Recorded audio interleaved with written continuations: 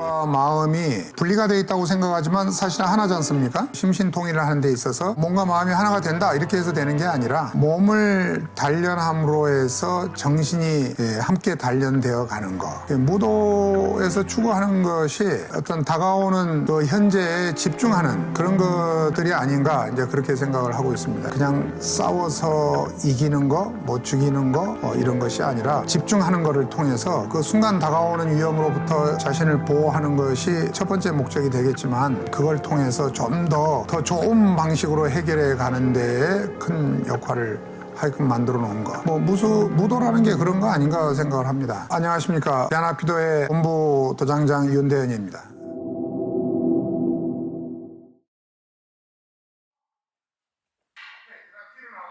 저는 어렸을 때 태권도 관장이었던 아버님으로부터 도장에서 태어났다고 얘기를 해야 되겠죠. 도장에서 태어나서 지금까지 쭉 처음에는 뭐 그 당시에는 뭐 태권도의 영향을 받아서 좀 더 강한 거 하다 보니까 이제 격투기 쪽을 하게 됐죠. 가라데라든지 복싱, 유도 뭐 여러 가지를 관심을 갖고 운동을 좀 했습니다. 격투기 쪽에 이제 하다 보니까 태국의 무에타이도 받아들이게 되고 수도도 관심을 많이 가졌었죠. 그러다가 이제 88년도 대만에서 아이키도를 이제 처음 봤습니다. 여태까지 봤던 그런 운동이 아니었어요. 좀 이해가 안 됐었죠. 어떻게 무술을 저렇게 부드럽게 표현할 수 있을까. 그 당시 30대, 40대 그 당시만 해도 굉장히 강한 것, 뭐 젊으니까 뭐 그럴 수 있었죠. 뭐 강한 거를 위주로 하다가 그렇게 신경을 그쪽으로 쓰다가 지금 이제 60대가 넘어가면서 참 잘 바꿨다. 그래서 우리가 그런 게 있죠. 속도보다는 방향이라고. 그때 이제 방향을 참 잘 잡았다는 생각을 지금 하고 있습니다. 이렇게 폭력적으로 뭔가를 해결하려고 하다 보면 예를 들어서 뭐 해소가 안 됐을 때는 자기 파괴적으로 그렇게 갈 수도 있는 거거든요. 그런데 상대와 조화를 이루면서 갈 수 있다라는 그 모토를 가지고 있는 그런 어떤 방향을 제시하고 있는 거죠. 아이키도가. 지금은 뭐 이제 나이가 60이 넘었지만 즐겁게 운동을 하고 있고 그 다음에 이런 운동을 또 아들한테도 이거를 계속 이어가게 한 거에 대해서 참 다행스럽게 생각합니다.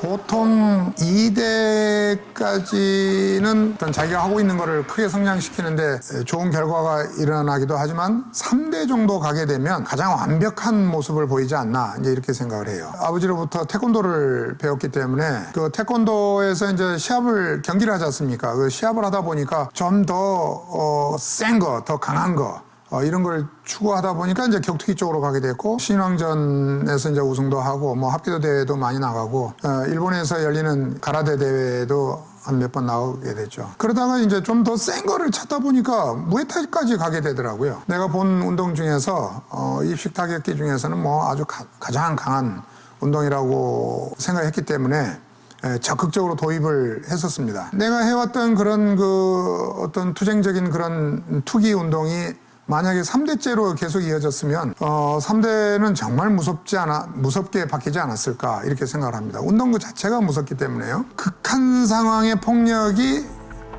진짜 강한 거냐 이제 이런 무도적인 측면에서 생각했을 때 그건 아니라고 이제 생각을 합니다. 우리 삶 속에서 자신의 인생을 좀 더 훌륭하게 인격적인 완성을 이루어가는데 꼭 폭력적인 것이 아닌 운동에서도 그걸 찾을 수 있지 않느냐 이제 이런 생각을 했는데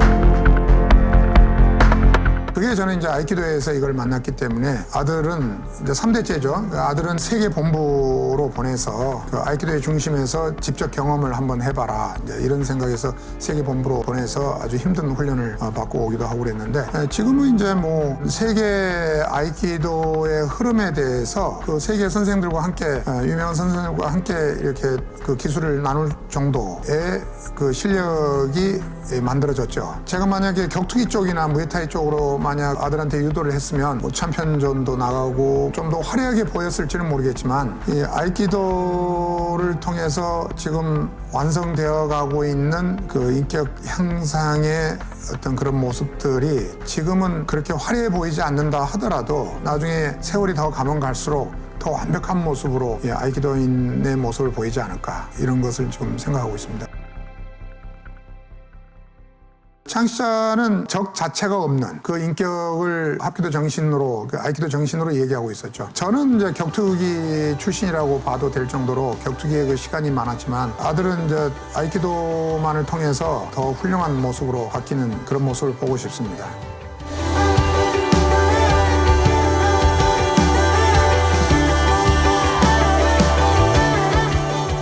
인류 역사를 되돌아봐도 전쟁의 역사다, 뭐 투쟁의 역사다, 뭐 이런 얘기들을 많이 하는데, 그런 그 투쟁이 하나의 무술이죠.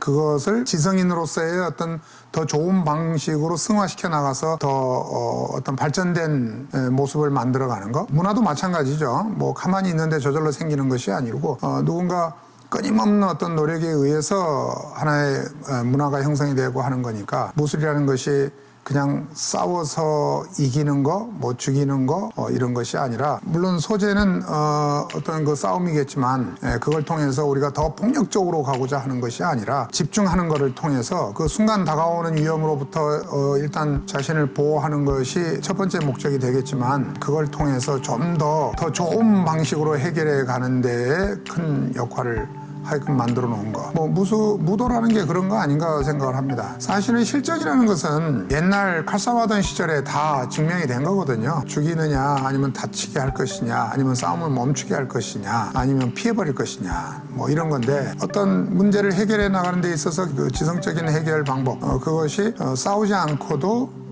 이길 수 있는, 해결할 수 있는 그런 방법이 아이키도다, 이제 이렇게 생각을 했는데, 일반 사람들은 그걸 이해를 못 합니다.